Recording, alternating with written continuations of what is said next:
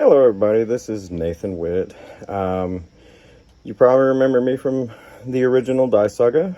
I am bringing Dice Saga back, and there's going to be a decent amount of changes. So first off, just so everyone knows, we had to shut Dice Saga down for a number of reasons. Some of it was some copyright issues and whatnot. The companies that own the big tabletop RPGs, they don't like it when anybody could possibly make a dime using any of their material. I'll just put it that way. So, that being the case, we are going to play a tabletop RPG. We are going to use open game content, and we're not going to be using any of the words that could count as copyright, product identity, or thus. So most if not all of the rules that you hear are going to be very, very similar to rules that you already know, or exactly the same because of open game content laws and things like that. But we will not be branded as to what exact game we're playing. And in fact, actually, there will be some original content on the game side of it. The entire storyline will be original content. There may be an homage to someone who played a character that I really liked at some point. And all of that's done out of honor. That's not me trying to infringe or anything like that. The other thing that really hurt us was scheduling conflicts. We've always been a family first kind of show, and as you will hear in the background of this show, what we've decided to bring you is a true example of an actual at-home game, because this is my at-home game with Jacob. We set this game up, and only after we had already had it all set up did we decide to go ahead and record it for the channel and bring Dice Saga back. So it is a single-player campaign. We will have guest people in from time to time, and it maybe at some point we might end up bringing in a second player, but it's going to be a small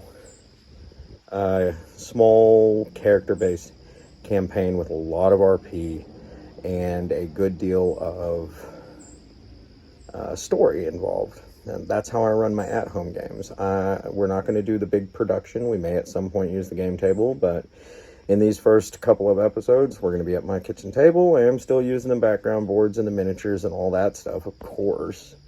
But my children are running around in the background. Jacob's children are running around in the background. Our wives are going about their business, doing their thing, and we're playing a game. So this will not be the big production that you may be used to with a lot of the live play shows. And if that's not for you, it's not for you. No hard feelings. We're not doing this to get rich and famous and all of that. We're doing this because we love it. That being said, one of the main reasons I shut down to begin with was because if at some point I decide I want to monetize my material, my content, my work, then I want to be able to monetize my work, and I don't want to have to fight someone with a cease and desist and all of that crap, because I'm playing their game, even though they can't copyright the mechanics and I'm not using any of their original material. It just says the game name on it, so, you know. It is what it is. But I'll be bringing this back. And like before, I know, like, if you've watched the Saga Gaming channel with our video game content and all that, you know that at some point we would definitely like to do Patreon and stuff like that if demand hits that people want to do those kinds of things. I'm not doing this to get rich. I'm doing this because I truly enjoy doing this. And at some point, if I have enough viewers and people want extra content that I can't just afford by myself, I might open a Patreon. Yes, I might monetize. So don't think for a second that I'm not like, I'm going to be holier than thou, and I'm never going to monetize. I'll never take a dime, blah, blah, and all that. Forget that. Look. If you can make money at something, make money at it. Don't do it at the expense of your story. Don't do it at the expense of your morals. And don't do it at the expense of your audience. If you choose later, if I open a Patreon, you choose to give me money, that's on you. I'm not going to stop giving you content. I'm going to keep giving the content for free. Now, there may be some exclusive content that you can pay for because I don't have the money to pay for it, right? Like, of course, that's how Patreon works. But if you like the content I put out, it will always be free, okay? I'm not looking to make my living on you having to pay for what I give you for free now. So if there was any worries about that in the future and all of that as well. In either case, we're bringing Dice Saga back. These first couple of episodes, they're a little slow, but running a single player campaign, not people to bounce stuff off of, not other characters to bounce stuff off of. So these first couple episodes, he's trying to figure out who this character actually is, and it's good content. I thought it was very good gameplay, but it's not fast, it's not action-packed. We are playing a political intrigue, so it'll be more RP than action. Not to say there won't be action, but just keep it in mind. And if you've ever had questions about how you run a single-player campaign, because I've had a lot of people ask over the years, how can you do it? Maybe this will be the best example I've seen on the internet. Maybe it won't, but I've never found good examples of how to run a single player campaign. So hopefully you enjoy, and welcome back to Dice Saga. There are trillions of worlds across the universe. On a handful of these, life gained a foothold. One such world is Midgard. Midgard's one defining feature is that it is spectacularly unlucky. It is in a constant fight with death. Each age of this tiny world is defined by the rise and fall of a lich. For 3 ages, the people of Midgard fought back, and just when it seemed like they had defeated death itself, the lich returned. Now, at the end of the 4th age, all that stands is one city. The city spans out 200 miles in every direction from the center. At the center of the city is a large portion known as Capital Circle. It encompasses an area the size of New York City and is about 35 miles at its widest point. Radiating out from Capital Circle are 23 districts, and all specializing in different trade goods and operating independently under a feudal system. All this leads back to King Maynard. King Maynard is an old king with no heirs, and as such, every lord and lady in the kingdom is trying to grab enough power to take the throne. These power grabs range from dirty politics to gang wars in the streets. Free trade used to be how the system worked, but now it is encumbered with overreaching taxes and backroom deals. Illegal drugs, human trafficking, extortion, and inflation are at an all-time high. Surrounding all of this is a constant reminder that there is no escape. Nearly 1,300 miles of wall with sealed gates and magical barriers encompass the city, a symbol of the salvation of life against the plague that turned most of the world into an undead nightmare. Welcome to Nordra, the last bastion of hope for mankind. And what I would say is, like, if you're looking at this as a movie, the camera has been slowly panning in on this tiny planet that is blackened with death to see this city from above. And as it pans in further, it comes down on the Capital Circle, and it slowly pans in to see a young man entering into the marketplace of Capital Circle. Who is he?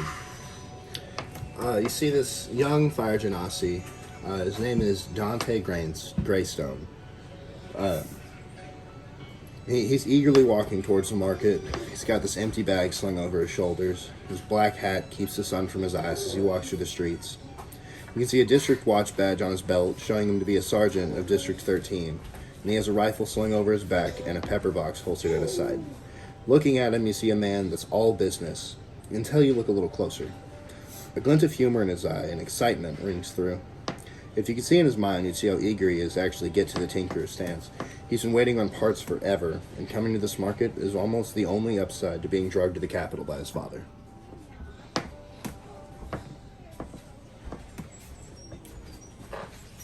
Okay, so we enter the market of Capital Circle. This is the marketplace. You notice that there are a decent amount of guards here. I would say more so than District 13 where you're from. And you know because you've been one of these guards a time or two at least. You see a number of shops lining the road on either side, and beyond the shops towards the back there are high walls that encompass the market with exits and things, but the market is a self-contained area within the Capital Circle. There are small alleyways and stuff that lead out from behind the buildings to other places. One thing about this city is that it has stood for a very long time, and because of its size, or at least its size restriction, it has started to find the need to grow up because it can't grow out. So the buildings definitely tower, and you will see like these market buildings, they're quite small for market buildings, but they're very tall, and there might be multiple floors to them that have goods in them, and along with apartments and other things above them where these people would live. Okay. What do? You want to look at these places, or you want to go like try and find the tinkerer stand right away? Well, I think his brain like is trying to hyperfixate on the tinker stand, but all of his training and his city watch stuff has made it to where like when he gets as goal oriented as he is at this moment, he makes himself stop. So I think he's going to pretty much isolate the tinker stand immediately. Okay. But then I think he's going to kind of block it out and like take a look at what's going on around him, see if anything like stands out as right. Okay. So as you look around the marketplace, I'm not gonna make you roll perception checks for seeing the businesses. You do see a music shop off to your left, and directly to your right, you see a shop called Oddities.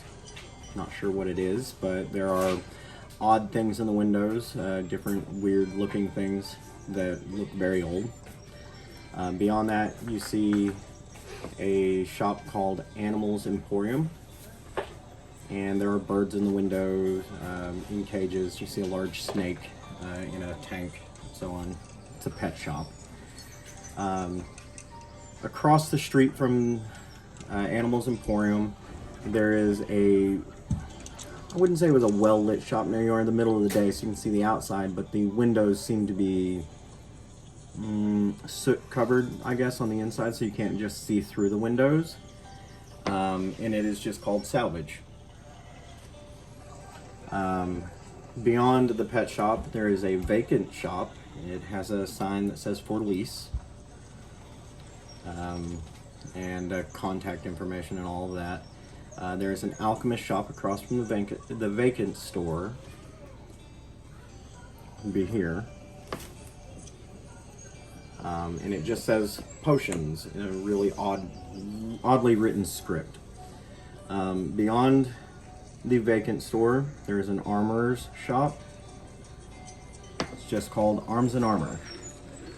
And beyond that, you see a shop that is called Leather Goods. And you see a lizard folk talking to one of the guards outside of it. Across the street from the armor shop, you see another shop, and you can't quite discern what the shop sells.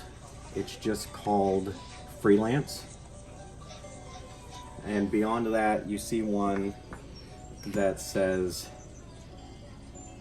Blacksmith and Tinkering. And there are numerous other shops, food and all of that sort of thing, general stores, maybe some bars, further down the street. But this is the main affair. So, the lizard folk talking to the guard, does this look like a casual conversation, or does it look like maybe there's like a problem? No, they're just having a conversation. I gotcha. You do notice, I would say unlike District 13 or maybe any of the few other districts that you've been in, is that at least in this marketplace, you haven't seen a lot of this district yet because you came straight here. Everything seems to be well in order. Like there's not a lot of bull going on, you know? Yeah. You're looking at, and I don't have them on the board, but you do see numerous people traveling between the shops, chatting, maybe even sitting on a bench and eating some lunch or something like that. It's a very calm area and environment. Gotcha. I think I've seen a couple shops that I've like put on the list, but I haven't seen anything that takes precedence over the Tinkerers, so I'm gonna walk there. And as I go past like salvage, I'm gonna try and look in the door a little bit. I'm pretty much gonna try and peek in the doors of the Animal Emporium, salvage, and I don't remember what that one was, but I knew it intrigued me. This one? Yeah, Oddities. oddities. Yeah, I like oddities. Yeah. So I want to kind of like, as I walk through, I want to see if I can get a little more specific on oddities as I'm making my way towards. Just like a quick little While you're glance. passing by? Yeah. Okay, so go ahead and roll a perception check. All right. Since this is my first roll that involves a skill that I've put effort into, I would like to mention that because this is a single-player campaign, he was very generous with skill points, and number's going to be high, folk. Yeah. We had to buff this character a little bit, so he has, 2 extra feats and a few extras here and there with a few extra skill points just for survivability's sake. Yeah. So it's a 26 for 26? perception. Right. As you're passing by and you're looking into the door, you do see 2 water genasi inside the building. Kind of kindred folk, you know. And they are messing with what appears to be a very old trunk covered in barnacles. They're trying to get it open, and it is repelling them.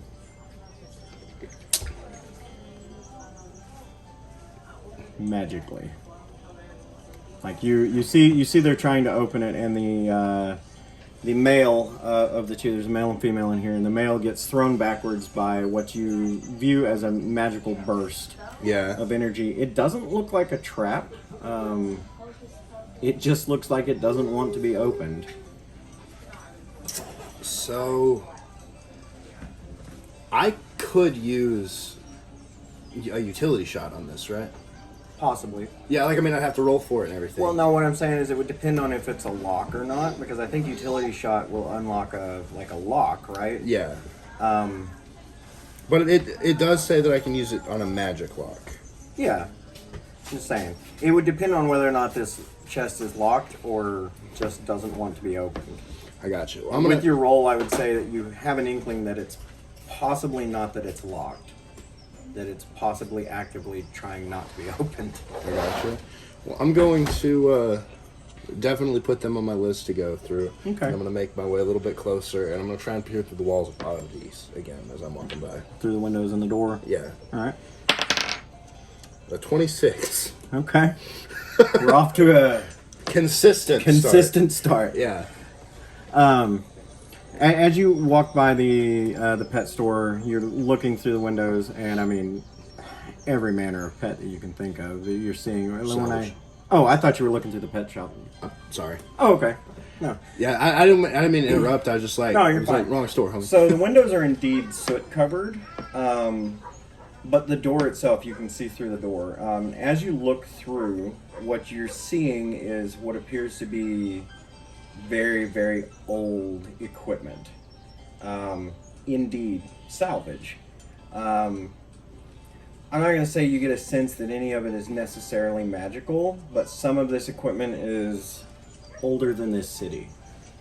And without rolling, like knowledge history or something like that, you may not be able to get much more than that, but you do recognize that some of this is old, like in your own district, in the few areas that there are farming, some of the old equipment there looks new compared to some of this, and some of it's farm equipment, some of it's sailing equipment, some of it so on, right?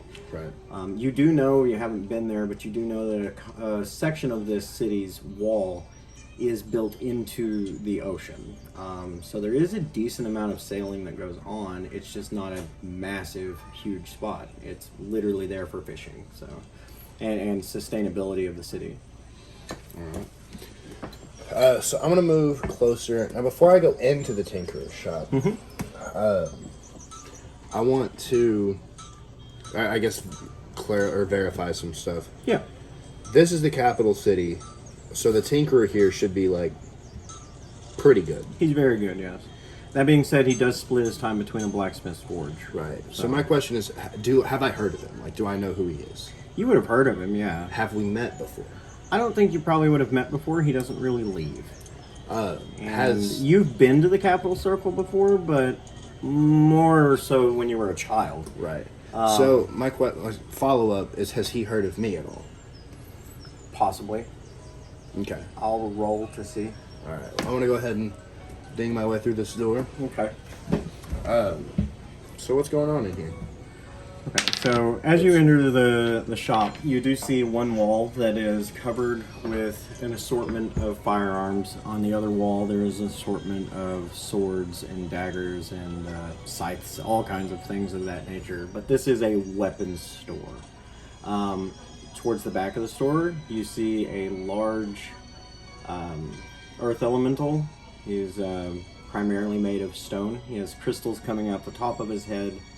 And he is wearing leather, and he is swinging a hammer that is way too large for most people to be swinging as he's making something. As you enter, a bell rings, and you see him turn kind of slowly, or I wouldn't say slowly, but deliberately, to look to you, and he sets the hammer down on the ground, and when it touches the stone floor, you can feel that small wave into your feet from 30 feet away. I think that store is about 30 feet, so I would say maybe 20 feet away. Yeah. So when I walk in and I see him actively forging, I'm assuming it's still got some heat left in the metal, like when I walk in, because he wasn't in the process of putting it back. He's holding it barehanded.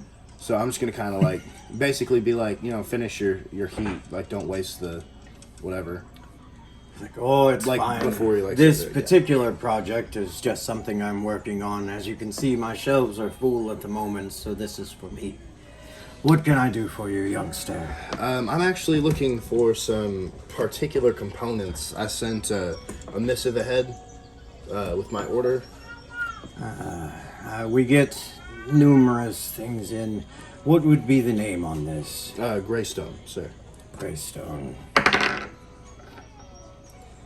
Oh yes, the boy from District 13. I've heard great things about your work.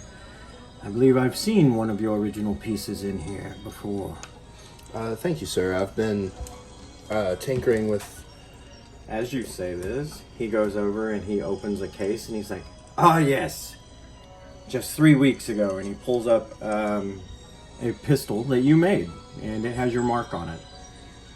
He's like, yes, he's like, traded a dwarf for this. He was quite remiss to get rid of it.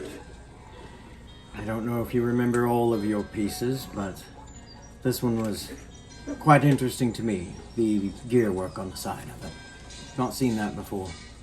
I think as a nobleman's son, that I try and keep this air of like professionalism, but another part of me is like, this is the Tinkerer from the capital, and I'm just like, oh my god, he doesn't know that stuff.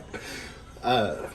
Well, you know that he makes guns, like what you would have heard him. He's a very good tinkerer, and in fact, actually, he may be a better tinkerer than you, but he is not exclusively a gunsmith. Right. And a lot of what he makes are things that, very clockworky type things. So, like a quick release sheath and things of that nature, a quick draw sheath, that is like attached to the arm that would literally throw a dagger into the arm. Or into the hand. I was like, ow! Like, it would be there, and then you could... yeah. In game terms, it would allow you to draw that as a free action. Right. To draw multiple as a free action. So, I want to kind of take this pistol from him and see, like, when along my journey I met, like, is this some of my recent work? Is this, like... Okay, this would have been some of your earlier work. It probably would have been your very first foray into double barrel pistols when you very first started making those. You would remember the piece. It has a stamp on it and a date. And you had made this about 5 years ago. while you were trying to make your way into the city guard, or into the district guard.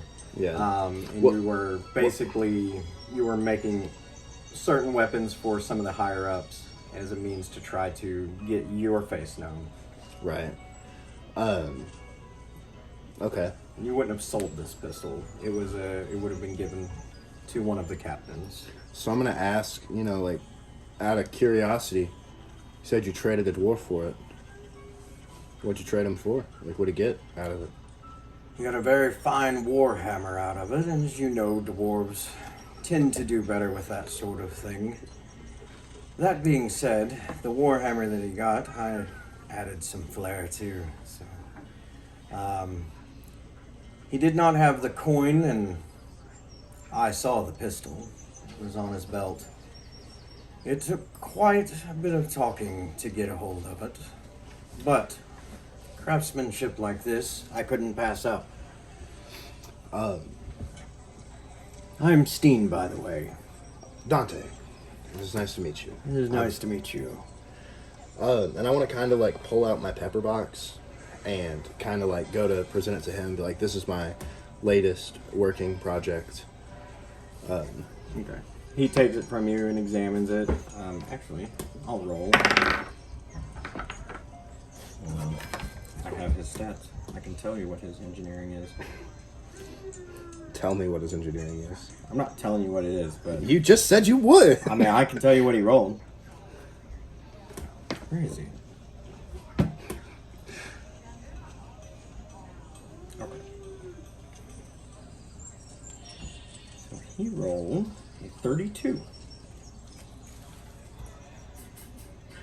If you want to do the math. Yeah, but I already did. You were like, I'll tell you what he rolled. I just like immediately sat up and looked at the die. Well, normally I use a screen. Yeah. But Yeah. I thought it would be more fun not to. So He looks the pistol up and down and realizes that you've done some modifications to it beyond the scope of a normal pepper box. right. What I would say is he could probably recognize what you're going for, but he's not sure if it would work because it's not something he's ever tried. Are you talking about the the enchantments that I put on it? Or? Not the enchantments. You had talked about doing some work to it to attempt to make it work similar to a revolver. Okay, I wasn't sure because the parts that I had for a lot of the enchantments are actually currently in this guy's shop. Right, yeah. That's why I was like, No, he's looking at the mechanical work that you've done to it. Like, you still have to rotate it by hand, but he can see that you've started to add little bits and bobs here to try to make it rotate with the pull of the trigger. right. And, he understands the mechanics behind it, but it's also not something he's ever tried. Right. So, So I'm gonna tell him, I'm gonna pull out a set of blueprints that I have for a set of dual pepper boxes. And talking to him, so obviously the main drawback in a pepper box is that you can only, you have to have a free hand. yeah. With a pistol, even a double barrel pistol, you can wield one per hand.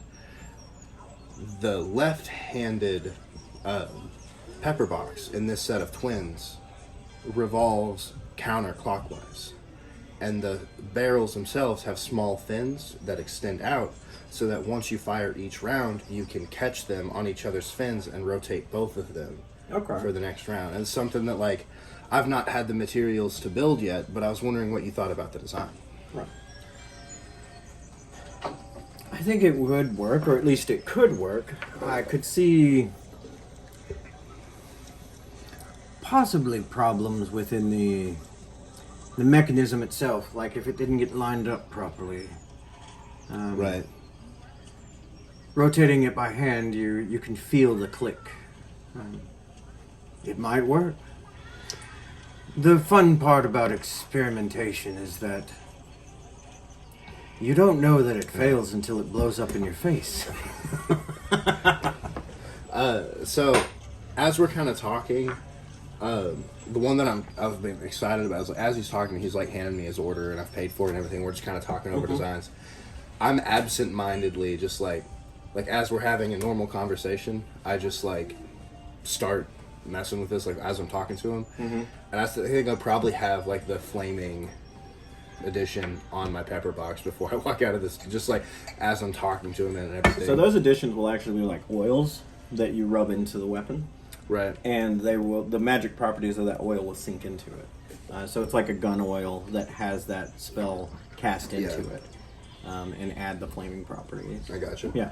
But I'm just sitting there upgrading. Like you would take like your cleaning kit out and actually clean and rub the Yeah. oil into it and everything. Yeah. and then upgrade like the materials and all that for like the master crafted smith stuff that he made for me. And Well, the mastercraft stuff you did beforehand. Right. I wasn't sure if like I'm just saying like he made a special hammer for me. Oh, on okay, the yeah. thing So or you whatever. would change the hammer Yeah. while you guys are chatting over your designs. And Yeah, and I think I discussed the ideas for the modification to a revolver Okay.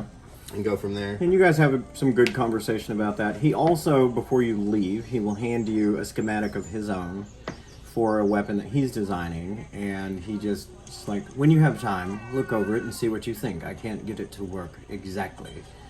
And it is a type of firearm, but not one you've ever seen. Can I make a quick engineering check? Sure. I'm really good at this. I haven't rolled higher than a 7 yet. That is an 18. There you go. So that's going to be 42. Okay.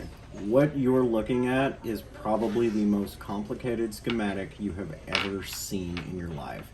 You recognize so much of it. Like, you're looking at it and you're like, I know what this does, I know what this does, I know what this does, but you've never seen any of these components together. Gotcha. Fair enough? So your engineering check would allow you to kind of have an idea of how some of these components might work together, but until you build it Yeah. and try to make it work, I'd say it'd be really hard looking at a schematic to try to figure out exactly what he's going for. Can I at least But tell the like conversation that you guys have had has at least led him to believe, and your reputation has led him to believe that between the two of you, you might be able to figure out how to make his design work where he's not been able to. At least over time. Yeah. Can I tell like what kind of firearm is going? Like rifle, pistol, shotgun, ballista, Barrett 50 cal. Like It's, I mean, it's a type of rifle, for sure. No. It's a type of rifle. What I would say, so that you know, it would be akin to a rolling block. okay. With added things I gotcha. that you will discover over time. I gotcha. He has the idea. He cannot make it work. I gotcha. He has tried to build it numerous times. He cannot make it work. He needs someone who specifically deals with guns. And he, like I said, the conversation you guys have had has at least sparked a friendship here. He feels like maybe you might be the guy. All right. Well, dope. Yeah. Perhaps sometime when I get time to leave this shop, which I do have an assistant. He's upstairs with my boy, Steen. Funny. It is a common name among my folk. 2 for 2 as far as I'm concerned. Well, it means stone. It makes sense. My father's name was Steen as well. Yeah. My friends call me Hot Shot, if that matters. Fair enough. Because my head's on fire most of the time. I could see that. That being said, when I do get a chance to leave here, he's almost ready to take over the shop and do some things. Perhaps maybe I could visit you in District 13 at your shop. I feel like you would probably have the tools specific to guns that might be able to do this. Maybe we could work together on a project sometime. That sounds wonderful. If you don't mind, do you have like a copy of these designs that I can take with me? Oh, that is yours. I have a few copies of it. I thought if I printed out 80 times, maybe it'd click. The conversation that we had led me to believe that you were at least trustworthy, not to try to spread it around. However, my failures to make it work lead me to believe that if you did, it also wouldn't matter. So, I do not believe, however, that you would create this and claim this as your own. No, I couldn't. this piece here, and I point to like a section. The design, I'll need some time to work out. And most of these materials I can make or acquire throughout, but this one, like, and I point to like the actual firing mechanism or whatever. Like this piece is obviously custom to this. Have you happened to have made that one component? I have, yes. I can actually send these things to your shop if you like. That would be perfect. I have all of these components in some form or fashion or another. Some failed, some not tested yet. All right. I can send the components of this weapon to your shop, and then perhaps maybe we can put it together. Yes, I will. I will definitely. Like, I still have some shopping to do, and then district business. Yes. I do believe I know your father. What is his name? Lucius? Lucian. Lucian, yes. Yes. He is the Lord of District 13, is that correct? Yes, sir. Yes. I take it your shop is detached from the manor. Yes, I hate the trope of noble spoiled kids, so I got 2 jobs. And Some nobles are spoiled and some are not. I mean, it's just the reality of it. But your father's reputation precedes him, and I am glad to know that his reputation has not bled into you. yes, I can't help the name you're born with, but I can build cool guns. And I'm gonna kind of like shake his hand. I'm gonna make my way towards. Roll a 42 save. No, I'm kidding.